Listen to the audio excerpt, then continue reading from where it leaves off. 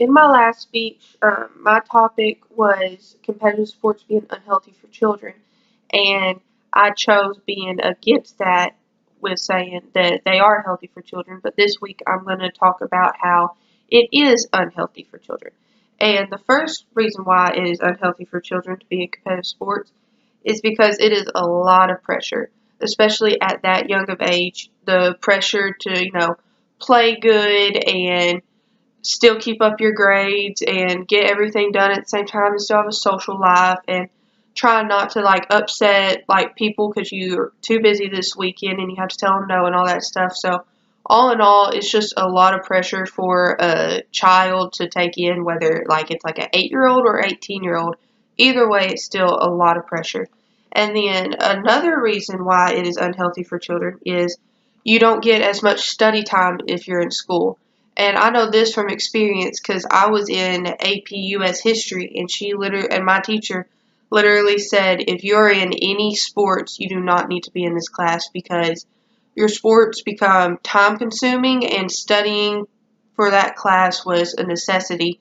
And my grades didn't falter from it because I still studied hard, but it was much, much harder because by the time I'm done with the game and I'm heading back on a bus or in the car, it's dark outside, and so I can't it's hard to turn a light on and study in the dark on a car ride, and you're tired and all you want to do is sleep before you know it. You wake up the next morning and you have to cram in study hall because you got your test in 2 periods or something like that. So that also can add on to the pressure, and it's just you don't get as much study time as just a regular student would. And another reason is kind of you don't get as much study time, it can affect your grades. In my school, there was a lot of people that it affected their grades when they would get in AP classes and they would play one sport or more than one sport or not because it just became so much to the point where they couldn't really find time to study, literally could not find time. And sometimes that happened to me. I would do good on 3 tests and I'd have one where I would just bomb because that night I fully just did not have a chance to study or anything.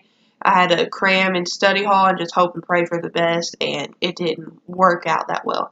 So that's something that could affect. And if these kids are really focused, everybody needs to be focused on education, and that can easily, playing competitive sports as a child can easily affect that. And then another one is you don't get as much free time. And when I say that, you get no free time because when I played softball, we would, even in the winter before season even started, we would be in the gym 2, 3 days a week. And it's just as a teenager, as a kid, you want to have free time. You want to be able to go and do all these things. And you want to go with your friends or your family and do stuff. But you signed up for the sport. You need to be there for the sport and you need to put your all into the sport. So that includes knocking away most of your free time, on weekends if you got camps, or in the summer if you play basketball, you got summer camp. Your summer is not going to be near as free as it would be if you were just a regular student. And this could be this could make a lot of children irritated and frustrated because they figure out how much they are actually missing. And when the children get frustrated, the parents get frustrated.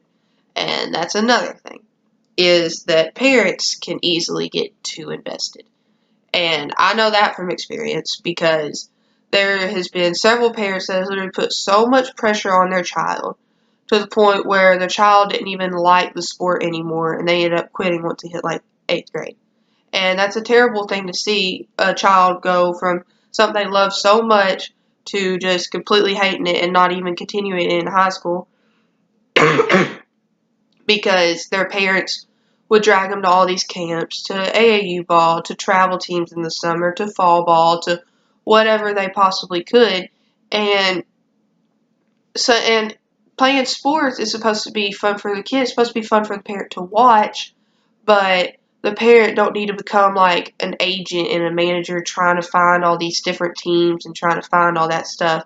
That could just become too much for a young child and make them just grow to hate the sport or just wear out on the sport. There's a lot of people I know that they're great. They had scholarship offers and everything, but they just did it so long and they did all like the travel ball and everything, that when they hit their senior year and they were like getting scholarship offers, they're like, no, I'm not doing it in college. I did it in high school, and that's it. And then another thing is injuries. Injuries are a big, big thing.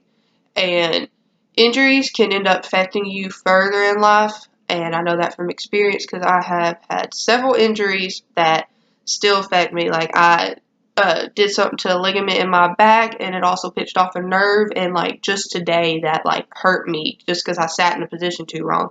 And then I messed up my hip this past spring in softball, and I still can't fold. I still can't sit Indian style for a certain amount of time without not being able to walk for like 5 minutes because it tightens up so much.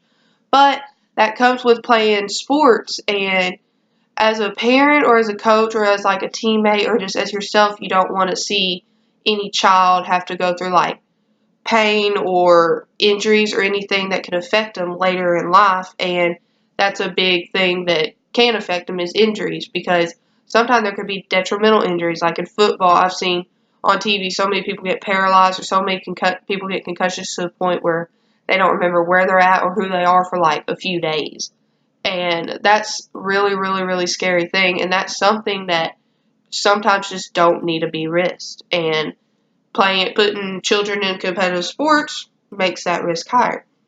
And then one more thing is that you become always busy, and that kind of goes with free time, but you're always busy, and that makes it to where you can you'll be accidentally missing family events, friend events. You'll feel like you're getting left out of everything, but all that comes, that's what you gotta know what you're getting into.